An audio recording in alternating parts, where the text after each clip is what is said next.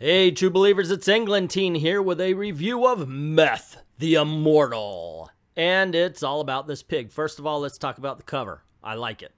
Why do I like it, you ask? Because it's very simple, and you're going to hear that word again, and it tells the story of what's going on inside. This is about an immortal pig who watches everything he knows and loves die around him. And it starts off beautifully. I can't see the words here directly, but I remember being something along the lines of, yeah, I know what you're thinking. I'm a pig. And he says, that's the trouble. I know what you're thinking, and I'm a pig. And I think that sets up the character perfectly. You find out that this is a very aware pig. Now, the way he becomes that way is he eats from the same apple that Adam and Eve did. And that made him aware, just like it made Adam and Eve. And man, that's just one of those great ideas that you're like, holy crap. That's so freaking simple. Once again, I told you that word's going to come up a couple of times. And if you haven't been aware, like the pig is yet, this is going to be a good review. This is going to be a glowing review. This is going to be one of those reviews that says, if you want a good story, get Meth the Immortal. That's the short version of this. I'm impressed. So, and there's just a few ideas through here that really impressed me about. First of all, this is a very easy read. And by that, I don't mean, as I've been saying, simple. And if it seems simple, trust me, it is deceptively so. One of the more clever bits I like that gets information through is you see him walking a path and history is happening around him. It's very clever, very cool. And like I said, it's a very quick read just because you want to follow this pig. You want to find out not only where he's going, but you want to find out where he's been, how he has gotten to the point where he is right now. And especially with the team up at the very end of the book. I was quite impressed with it. I'm not going to show you here. Usually I go across the whole book while I'm talking just to give something to look at, but I don't want to spoil anything here. I can say this. I do believe that this is a really tight comic book. I think you should be picking it up, especially if you are hate buying a book right now, hoping it gets better. Drop it for a while.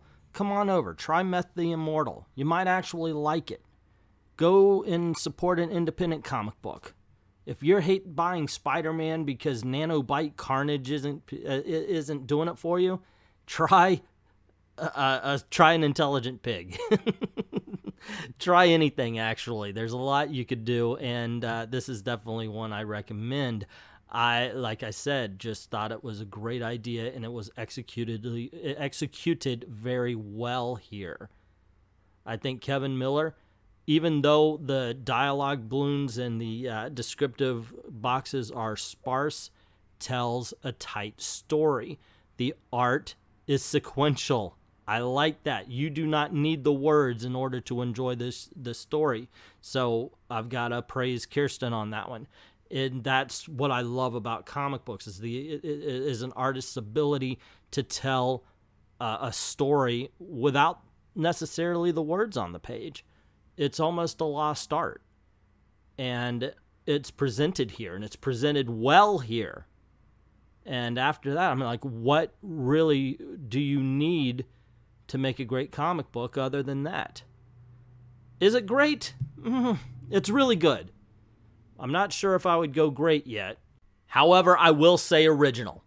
That far I will go. I will say this is an original comic book, and that's something you're not getting a lot from, well, actually, either of the big two, to tell you the truth. And I love DC Comics.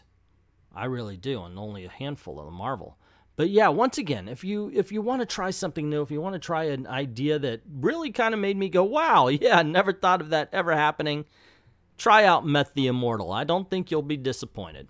But that's just my opinion. What is yours? Have you read Meth the Immortal? Have you even heard of it? If you have read it, let me know what you think in the comment section below. Did you like it? Did you hate it? Were you like, it's kind of weird? I would love to hear your opinion. Also, if you like this video, you want to see more, you know the drill. Click like, share, subscribe. Make sure you hit that notification bell so you don't miss anything, because cool things happen, especially every 9 o'clock Eastern time right here on I Love Comics, where we do Comic Book Thunderdome.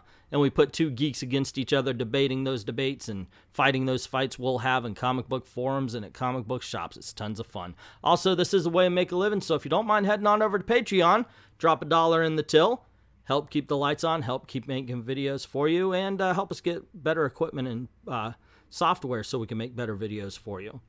And just as easy, $1 gets you into the Great Graphic Novel Giveaway, where basically, you know, we give away a graphic novel to one of our patrons. We just draw a name out of the hat. Whoever wins, there you go. We send one to you. Easy peasy. I'd like to thank everybody who's already done that, and to everyone, all of the true believers, we say thank you very, very much for watching.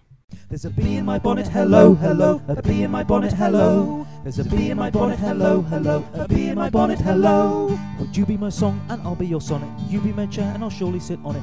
I'll bring the gin and you bring the tonic. A bee in my bonnet, hello.